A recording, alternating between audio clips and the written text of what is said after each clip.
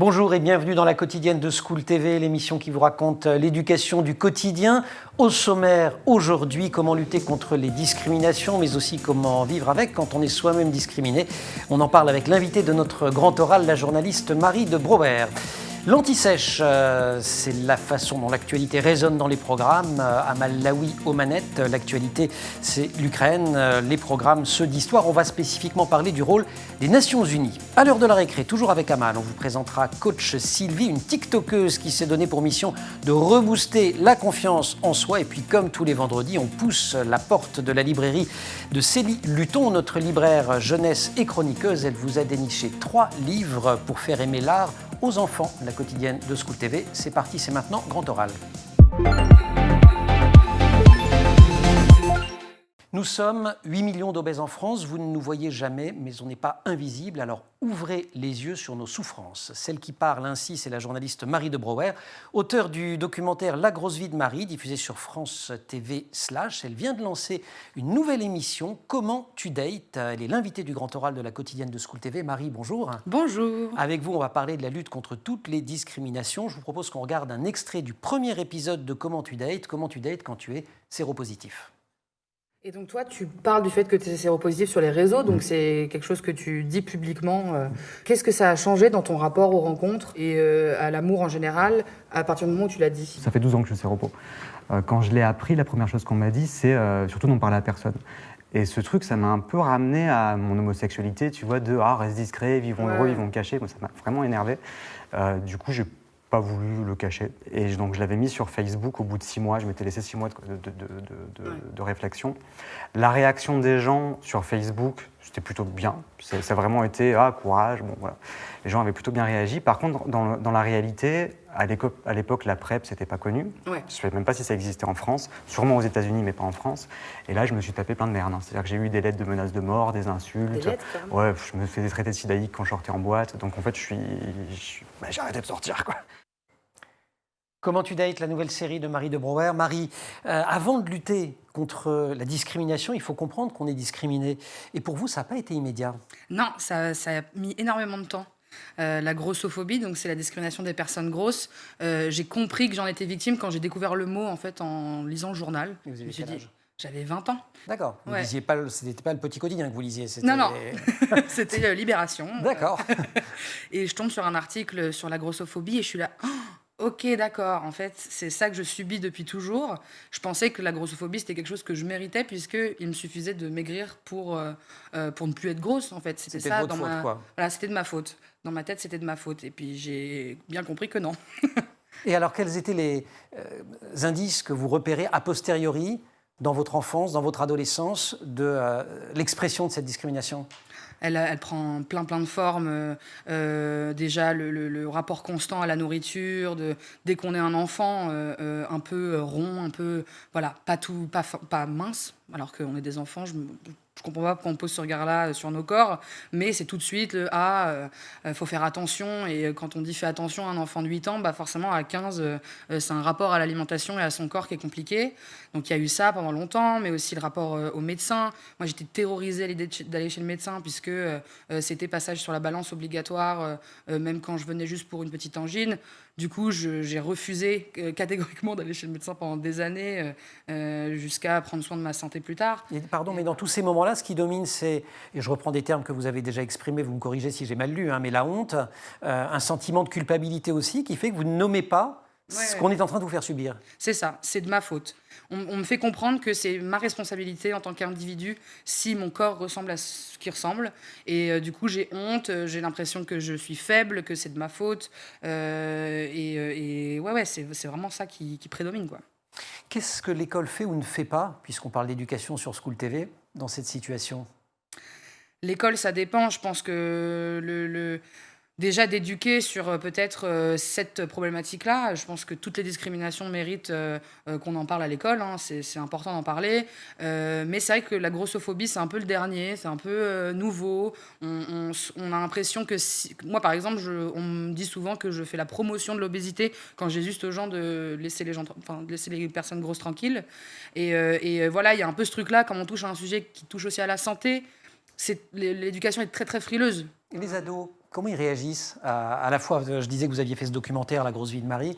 Il y a Comment tu dates maintenant. Ils vous parlent, ils vous remercient, sur les réseaux sociaux, je reçois plein de messages d'ados, de jeunes femmes, de jeunes garçons de 12 ans, 13 ans, qui me disent que ça les a aidés, qu'ils reprennent confiance en eux, qu'ils ont compris plein de choses. Je reçois aussi beaucoup de messages hyper tristes, de personnes de 13 ans qui sont harcelées à l'école à cause de leur poids. Et donc, je suis hyper touchée de savoir que ces jeunes-là ont eu accès à mon documentaire, parce que moi, quand j'avais leur âge, ça n'existait pas. Marie de Brouwer, invitée de notre grand oral. On vous retrouve dans quelques instants, Marie, juste après l'anti-sèche d'Amal Laoui, la façon dont l'actualité résonne dans les programmes. Et l'actualité, c'est bien évidemment l'Ukraine. Et on va revenir sur un épisode qui date du 25 février dernier. Le Conseil de sécurité qui échoue à faire voter sa condamnation de l'agression de la Russie contre l'Ukraine parce que Moscou a mis son veto lors du vote de ce Conseil de sécurité. Et cette résolution, elle doit être approuvée par une majorité des membres. Amal. Oui, c'est ça. Vous l'avez dit, c'était le 25 février dernier. Le projet de résolution qui était présenté par les États-Unis et l'Albanie a reçu 11 votes pour, 1 vote contre, donc celui de la Russie, et 3 abstentions, la Chine, l'Inde et les Émirats arabes unis. La Russie, en tant que membre permanent du Conseil de sécurité, a donc un droit de veto. Le texte qui réaffirme l'attachement à la souveraineté, l'indépendance, l'unité et l'intégrité territoriale de l'Ukraine à l'intérieur de ses frontières internationales reconnues, déplorait avec la plus grande fermeté, je cite, l'agression de la Fédération de la Russie contre l'Ukraine et en violation de l'article 2, paragraphe 4 de la Charte des Nations Unies. Et donc, à l'issue de cette réunion, le Conseil de sécurité, la réunion du Conseil de sécurité, le secrétaire général de l'ONU, Antonio Guterres, a déclaré qu'il ne fallait pas baisser les bras. Les Nations Unies, l'Organisation des Nations Unies, qui bien évidemment sont au programme et au programme d'histoire. Oui, c'est ça. Dès la 3e dans le chapitre sur le monde après 1914, les élèves vont donc apprendre... On va parler de la SDN. Exactement. Oui, parfois c'est des trucs... Les élèves vont apprendre dans quel contexte l'ONU, l'Organisation des Nations Unies, a donc été créée. Elle remplace, vous l'avez dit, la SDN, Société des Nations, une organisation internationale introduite par le traité de Versailles. C'était en 1919 et qui a été dissoute en 1946. Alors la SDN est complètement déconsidérée car elle n'a pas pu éviter la guerre et surtout, elle apparaît comme une institution trop européenne puisque les États-Unis n'en font pas partie et l'URSS, entrée tardivement, en a été exclue suite à son agression contre la Finlande. Et donc il y a cette nécessité de créer un autre organisme international qui soit suffisamment puissant pour maintenir la paix dans le monde. Nécessité qui s'impose aux Alliés en 1945 et voilà les Nations Unies. Oui, c'est ça. Les élèves vont donc apprendre qu'en 1945, la création de l'ONU répond à une aspiration au maintien de la paix. Donc dans cette optique se tient en octobre 1944 une conférence d'experts à Dumbarton Oaks. Le but de cette conférence est donc de mettre au point une organisation des Nations Unies. Donc les travaux préparatoires de cette première conférence sont ensuite largement avancés lors de la conférence de Yalta. C'était en 1945, février 1945, qui réunit donc les 3 futurs vainqueurs, Staline, Roosevelt et Churchill. Ces derniers étudient donc le projet de Dumbarton Oaks et décident donc d'y associer la France mais aussi la Chine.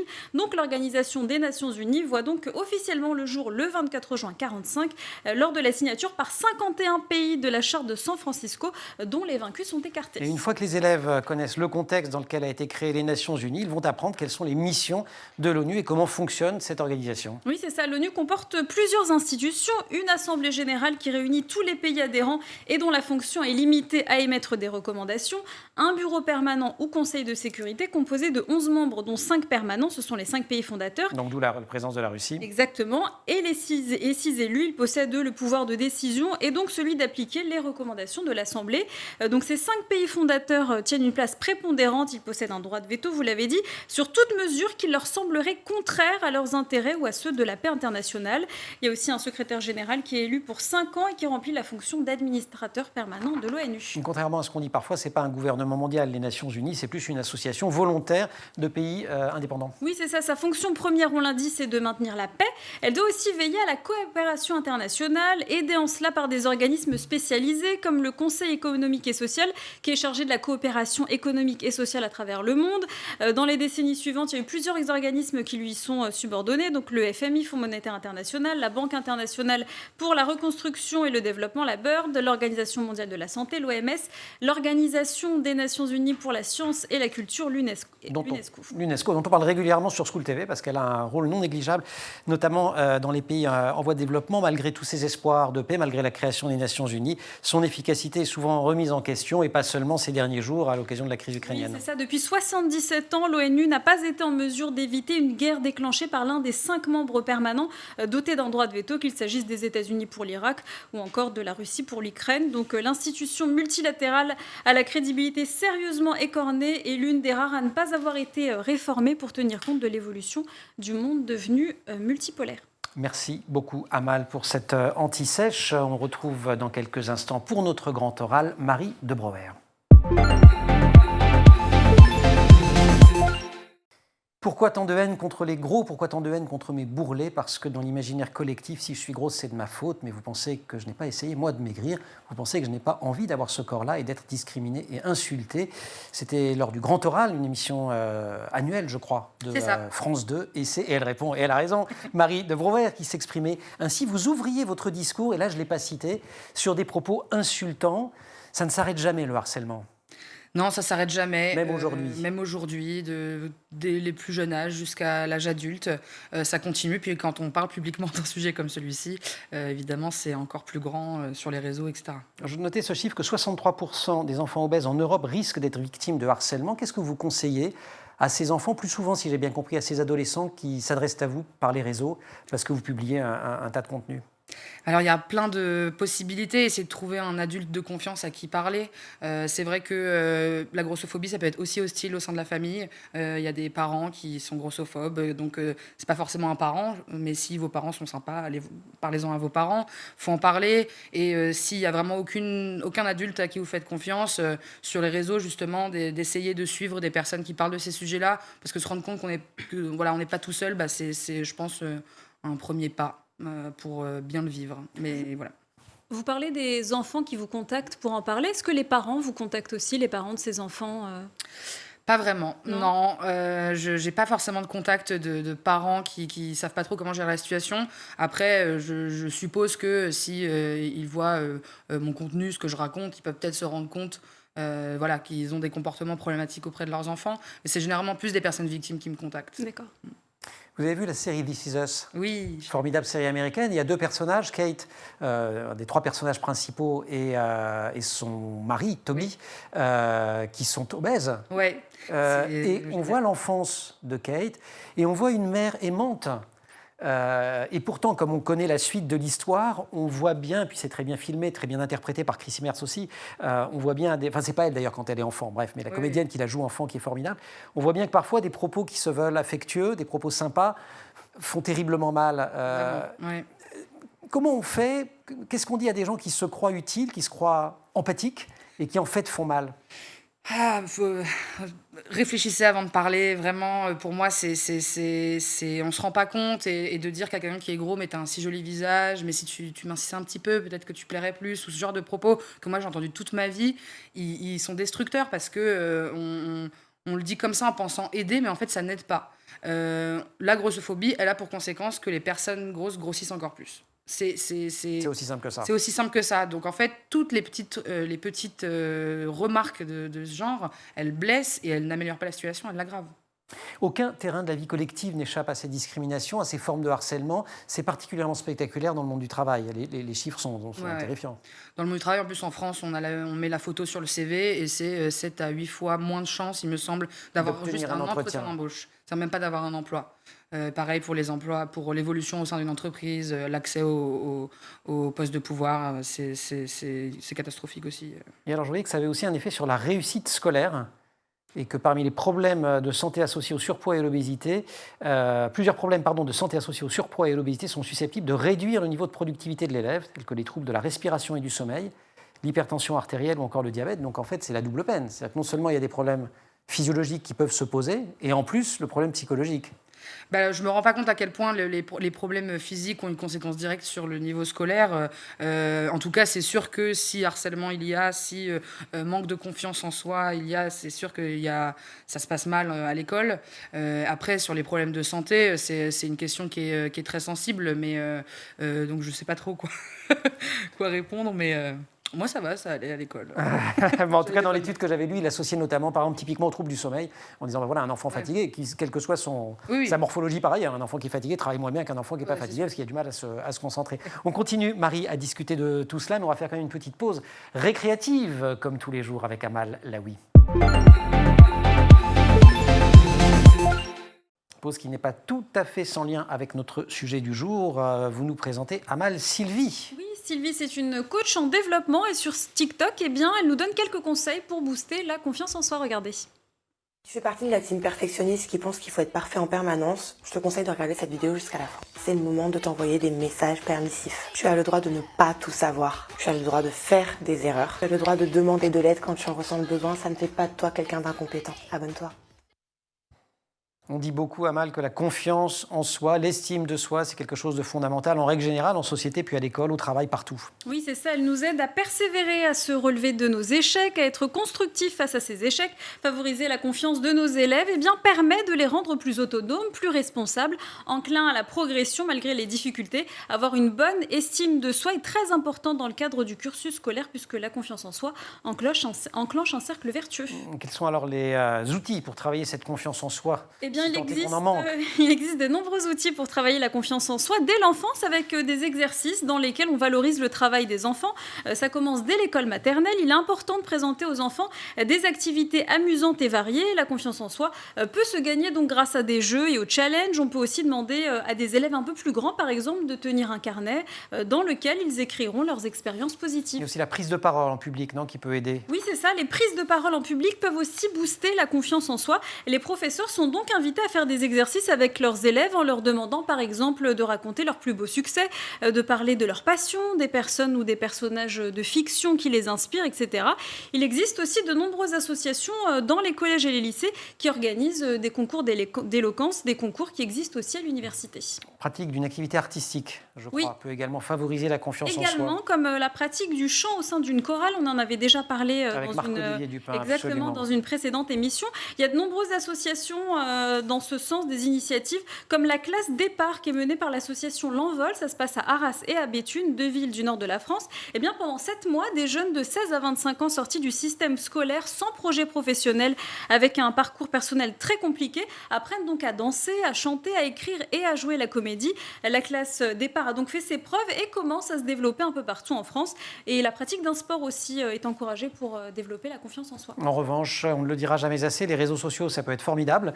On vient de le voir avec Marie, on va en reparler avec elle, mais ça peut aussi être extrêmement néfaste sur cette question de confiance en soi. Selon une étude menée par ExpressVPN sur l'utilisation des réseaux sociaux sur les jeunes de la génération Z, donc nés entre 97 et 2010, en France, en Allemagne et aux États-Unis, eh bien 9 jeunes sur 10 admettent que les réseaux sociaux influencent significativement leur estime de soi. C'est le cas, par exemple, lorsqu'une publication ne recueille pas assez de likes ou de commentaires.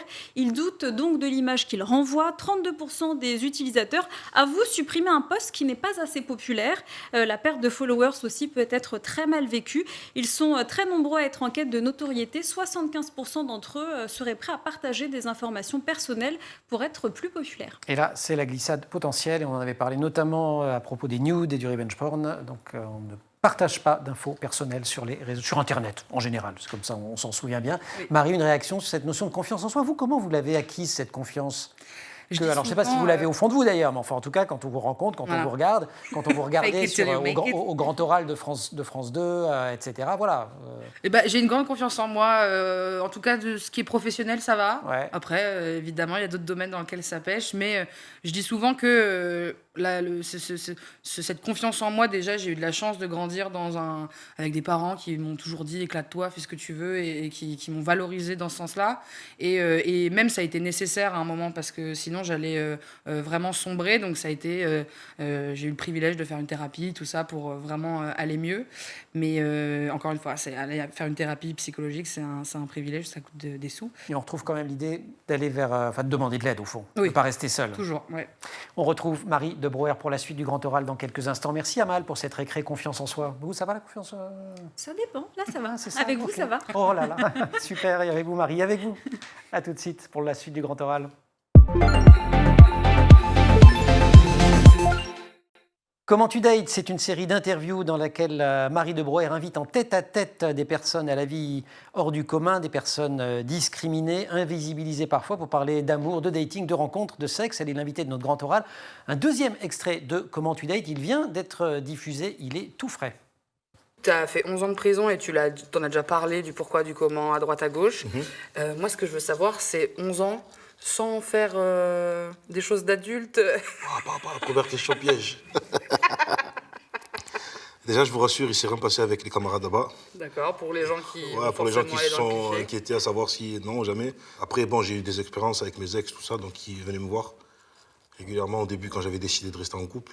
Après, c'est vrai qu'il y a eu pas mal d'années d'abstinence, mais on fait avec. Comment tu dates quand tu as fait de la prison? C'est le deuxième épisode. Pourquoi avez-vous étendu votre travail à d'autres formes de discrimination? Est-ce que finalement il y a des schémas entre ce que vous décriviez sur la grossophobie et les discriminations dont peuvent être victimes les séropositifs, c'était l'épisode 1, des prisonniers ou d'anciens prisonniers, et puis toutes les personnes que vous allez interviewer dans cette série? Pourquoi j'ai étendu, c'est parce que je suis revenue un peu aussi au pourquoi je fais du journalisme, parce que parler de grossophobie, c'est aussi parler de moi, et du coup, il y avait cette notion que j'avais un peu marre de parler de moi, en fait. J'avais envie de donner la parole à d'autres gens, et oui, il y a des similitudes, parce que, par exemple, la fétichisation, c'est quelque chose qu'on retrouve souvent quand on est une personne racisée, par exemple, on va être fétichisé sur les applications de rencontres, dans la vie On en avait sexuelle. parlé effectivement avec Grassley qui parlait de tout ce qui était lié à l'image que les femmes asiatiques pouvaient, les stéréotypes. Ben voilà. Et du coup, c'est elles pareil étaient pour les victimes. personnes grosses. C'est le fait qu'on soit tous plus ou moins invisibilisés, ou alors qu'on parle toujours de nous de la même manière. C'est-à-dire les personnes grosses, ça va être ah là là, l'obésité c'est horrible. Une personne qui sort de prison, c'est ah là là, quel parcours, ça doit être très triste.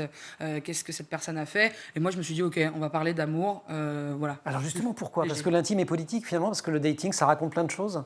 Le dating est politique, et en plus de ça, c'est un sujet qui rassemble tout le monde, ça intéresse tout le monde dans sa vie a envie d'amour, enfin, en tout cas une bonne partie. Et du coup, de parler de sujets très précis, mais en abordant l'amour et le sexe qui est un peu général, c'est chouette, ça nous ramène en fait un peu à notre humanité, quoi. Parce que voilà, quand je suis gros, j'en ai marre qu'on parle de m'obésité, et quand on sort de prison, on a peut-être marre de parler de prison. Qu'est-ce que ça vous apprend? Il y a des moments où vous vous êtes rendu compte de choses particulières en les interviewant? Oui, je me suis rendu compte que parfois, c'est quand même moins triste que ce que je pense. C'est-à-dire que je sais qu'il y a des difficultés sur le marché de l'amour quand on est invisible de manière générale, mais je pensais peut-être parfois que ça allait être plus compliqué que ça, ou qu'il y avait plus de transphobie, plus voilà, tous les mots en phobie. Et en fait, c'est chouette parce que c'est beaucoup plus nuancé. Et je trouve ça important, la nuance de non, c'est pas parce que... Tout n'est pas noir. Tout n'est pas noir, tout n'est pas blanc, oui. La question des représentations, c'est important. Je citais This Is Us tout à l'heure, où donc plusieurs comédiens et des comédiens de premier plan dans la série Oui. représentent différentes catégories discriminées finalement, hein, puisqu'un un personnage, l'un est noir, Kate est grosse, etc., etc. Et puis il y a tous leurs entourages, tout ça est extrêmement riche. On voit aussi que dans des campagnes de publicité, les représentations bougent, notamment des mannequins. Tout ça, c'est fondamental. C'est vraiment hyper important d'être représenté, parce que plus on va voir nos corps, plus on va voir que c'est possible d'être à tel endroit, plus on peut s'imaginer et grandir. Il y a de soi-même. Voilà. Moi, j'ai pas grandi dans un monde où les personnages gros pouvaient vivre des histoires d'amour. Et c'est encore très rare aujourd'hui, mais par exemple, This Is Us, c'est un super exemple. Non seulement c'est un personnage gros, mais qui est vraiment gros. C'est pas un petit peu rond et on parle que de ça. Elle est avec quelqu'un qui est gros. Généralement, les personnes grosses sont aimées avec des personnes minces. Et en fait, de voir ça peut vraiment changer la vie dès l'enfance. Contrairement aux comédies des années 90 avec lesquelles moi j'ai grandi, où les personnages gros, c'est juste des gens qui font que que manger sur des canapes. Et donc la représentation, c'est primordial, et pour les enfants, c'est très très important. Donc on regarde This Is Us, vous avez d'autres conseils comme ça de films, de séries, de livres? Oui, j'ai une série qui s'appelle My Mad Fat Diary, qui est une série anglaise déjà, qui est brillante sur la musique, etc. Et ça parle d'une jeune fille grosse, mais il y a aussi des personnages minces qui sont hyper intéressants. C'est pas elle contre tous, et ça c'est fait du hyper bien. beau, et ça fait du bien. Et c'est pour les ados. Et ça tombe bien, merci beaucoup Marie, on va se retrouver dans quelques instants, mais pour l'instant je vais remercier Amal qui va, avec sa légendaire gentillesse, céder la place à Célie comme tous les vendredis, puisqu'on va pousser la porte de la librairie de la quotidienne de School TV. La librairie, on pousse la porte de cette librairie tous les vendredis dans la quotidienne de School TV. Et derrière la porte, il y a Célie. Oui, bonjour Emmanuel. Célie Luton. Bonjour.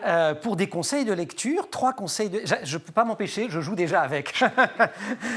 3 coups de cœur pour initier et sensibiliser les jeunes à l'art. Et cet ouvrage que je feuillette sans m'interrompre s'intitule Pas du tout, on commence par un autre. C'est bon. Non, c'est bon, on y va. 5 animaux d'artistes de Dominique Erard et Anne-Florence Lemasson, qui est sorti en octobre 2020 aux éditions Les Grandes Personnes. Et si je le feuillette, vous allez le voir dans quelques instants, car c'est un Merveilleux. pop-up. Voilà, l'oiseau de Jérôme Bosch. Voilà. Donc c'est pas la première fois que les 2 artistes, Dominique Erard et Anne-Florence Lemasson, collaborent. Leur dernier album sorti l'année dernière a eu aussi la pépite d'or illustrée De Montreuil, de Montreuil, exactement. le salon du livre et de la presse jeunesse. Exactement. Là, on vous présente sur chaque double page un animal rendu célèbre grâce à un ou une artiste. Là, vous avez l'ours de Pompon, effectivement, qu'on retrouve au musée d'Orsay. Et c'est une manière très délicate et ludique, en fait, de proposer des œuvres et l'art aux enfants. Pardon. J'adore. Moi aussi, La j'adore. chèvre de Rauschenberg, Exactement. artiste protéiforme absolument extraordinaire. Et ce sont des, vous appelez ça des bricolages poétiques. Oui, oui. Alors, bricolage poétique, c'est plutôt Oui, pardon, je celui-ci, dis des bêtises. Emmanuel. Mais alors n'importe quoi, il y a un Là, contexte documentaire quand même qui accompagne Exactement. chaque œuvre. On présente quand même l'artiste, on a l'objet livre avec le pop-up et la construction quand même. Et après, on a quand même une histoire finalement de cette œuvre d'art pour mieux essayer de la comprendre. Après, tout est une question d'émotion avec l'art. On termine avec l'araignée de Louise Bourgeois. Et on précise que les pop-up, c'est pas pour les tout petits, parce Pas que le pour tout les petit, tout il petits. prend l'araignée. Exactement. Je peux montrer comment il... Non, je ne le fais pas. Non, Ok. non, moi je le Vous voyez dis l'idée, à chaque quoi. parent, chaque jour, quand C'est tentant de l'offrir à tes jusqu'à tout 3 ans, petits. un enfant déchire encore un livre et c'est normal. C'est pour ça qu'il y a du carton, c'est pour aller dans la bouche. 5 animaux d'artistes. voilà. Les hommes maintenant n'en font qu'à leur tête, n'importe quoi. De François, pardon, le vrai titre c'est Les hommes n'en font qu'à leur tête. De François David et Olivier Thiebaud, publié en octobre 2020 chez Sarbacane. Et c'est là que l'on parle de bricolage poétique. Exactement. Là, vous avez 7 portraits d'hommes, donc à la manière d'Archimboldo. Voilà. L'homme qui amasse, il est fait de pièces d'or. Vous avez ensuite l'homme qui mange, il est fait de fruits et de gâteaux. Et donc, nous découvrons à gauche le texte, à droite le portrait. Voilà. On Et ça peut lire. propose en fait différentes facettes de l'humanité. Et ça permet de faire réfléchir, tiquer et développer un petit peu l'esprit critique du jeune lecteur. L'homme qui amasse, il prétend qu'il a un cœur d'or, que c'est son... Exactement. Je la refais. Il prétend qu'il a un cœur d'or, que ses soupirs sont des sourires, qu'il cache des trésors de douceur sous la froideur de ses rubis, et que sous sa couronne à la gomme, il a un front tout attendri. Mais il n'y a pas 2 sous de vérité. Prenez garde, quoi qu'il dise, à ne jamais le prendre. Il est drôle cet pour album, argent hein. Il y a des comptant. portraits Il est très graves drôle et aussi. des portraits légers. Hein. C'est presque comme les caractères de la Bruyère. Un petit peu, il dresse comme Plus ça. digeste. Plus digeste. Plus digeste. C'est à partir de quel âge d'ailleurs? Alors celui-ci, il est recommandé pour le cycle 3 d'après l'éducation nationale. Pour moi, à partir effectivement du CP, on peut commencer à en parler. Donc 6-7 alors. ans. Exactement. Aux éditions Sarbacane. Enfin, un roman, comme toujours, un roman plutôt pour les ados, Le Portrait au couteau de Malika Ferjouk, formidable romancière. Il est édité chez Bayard, il vient de sortir. Oui. Alors il est sorti en janvier 2022. Malika Ferjouk, c'est pas du tout une inconnue en littérature jeunesse. On lui doit tellement de merveilleuses séries, notamment à l'École des loisirs avec Les 4 Sœurs, Le Club de la pluie, les Broadway Limited aussi, qui en est à 3 tomes. C'est une merveille. Là, on est dans Quel est le lien avec l'art? Portrait au couteau. Portrait. Elle me regarde comme si j'étais complètement... Oui. Mais le pauvre titre, quoi. Il n'a pas lu le titre. Il y a portrait. Voilà, Il y c'est a déjà une couteau, initiation. c'est comme une sorte de pinceau, mais ça peut servir au peintre.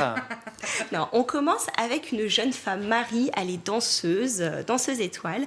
Et pour arrondir ses fins de mois, on est à la belle époque, elle pose pour un artiste qui s'appelle Odilon. Il lui fait peur. Elle le surnomme l'ogre. Il peint avec des couteaux. Et un soir, en rentrant chez elle, Marie est assassinée de 5 coups de couteau dans le cœur. De nos jours, 2 étudiants, Antonin et Elisabeth, assistent à un cours pendant lequel, une jeune femme, Flavie, pose. Et elle a, au niveau du cœur, 5 cicatrices, 5 coups de couteau. Et le fameux portrait d'Odilon Véron est, lui, exposé au musée d'Orsay. Et le musée d'Orsay, ici, c'est un personnage à part entière. On a un cold case, on a de l'art omniprésent. L'art est omniprésent dans ce roman et on a l'écriture de Malika Ferjouk. Donc on le lit et après on Oui, va mener l'enquête. des heures au de musée celui-ci. d'Orsay. Merci beaucoup. Vous lisez la littérature jeunesse? La littérature jeunesse, pas tant. Découvrez Malika Ferjouk, vous allez voir, Allez. je peux. Mais bien sûr, Parce qu'après, elle me on regarde, fait des yeux, je lui donne toute sa librairie et passe sur les invités. Je crois que vous avez des pros. En plus, c'est le moment de vous mettre aimable avec les libraires. Vous avez un projet. C'est ça, je sors une BD, je pense que ça va arriver autour du mois d'avril. Non, pas du tout. Du mois de septembre, octobre. D'accord, pour la rentrée. Ah, j'ai pas encore la dame, ça va être pour la rentrée. Ouais. Sur quoi, chez qui? Il faut en dire un peu Sur moi, plus. D'accord. C'est sur la grossophobie. Je raconte ma vie de bébé à aujourd'hui avec la grossophobie et c'est un exercice génial d'écrire de la BD. C'est pas spécialement pour enfants, mais les ados pourront le lire. Grand ado, oui. Voilà, les grands ados pourront le lire. Célie, merci beaucoup. Marie, merci beaucoup. Comment tu dates? C'est une série. Il y a combien d'épisodes par 12 et toutes les 2 semaines. C'est toutes les 2 semaines, voilà. Voilà. Donc on en est à 2 pour l'instant et ça va continuer donc pendant 10 Jusqu'en 10 fois 20 semaines. Oui, voilà, jusqu'au mois d'août. Et on peut retrouver sur France TV / votre documentaire. La grosse vie de Marie. La grosse vie de Marie. La quotidienne de School TV, c'est fini pour aujourd'hui. Merci à vous. Merci évidemment à toute l'équipe Marine Plantec, assistée par Charles Fontaine. Et puis en régie au son, Alexandre Larochelle à la réalisation. Benjamin Michel. Vous restez évidemment sur School TV et vous nous retrouvez si vous avez manqué un bout de l'émission ou si vous voulez la revoir en permanence sur Internet et sur les réseaux sociaux. Ça peut être gentil, les réseaux sociaux, quand ça permet de regarder la quotidienne.